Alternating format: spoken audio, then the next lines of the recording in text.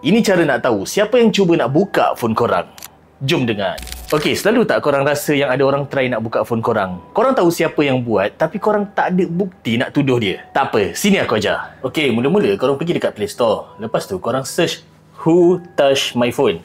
Dekat situ korang pergi dekat apps yang ditulis WTMP ni, dan ini adalah apps yang korang nak install. Okey, first kali lepas install korang pergi dekat setting atas. Lepas tu korang pilih authentication on app entry. Maksudnya kalau orang nak access apps ni, dia kena masukkan password yang korang masukkan. Lepas tu korang scroll bawah, korang onkan save report if there were no unlock attempts. Lepas tu successful unlock attempts monitoring, fail unlock attempts monitoring. Yang ni yang penting, sebab kalau orang tu salah masukkan password, ini yang akan ambil gambar diorang. Okey, lepas aktifkan fail unlock attempt, korang tekan dekat fail attempt before photo. Maksudnya, berapa kali dia salah password, baru phone korang ambil gambar.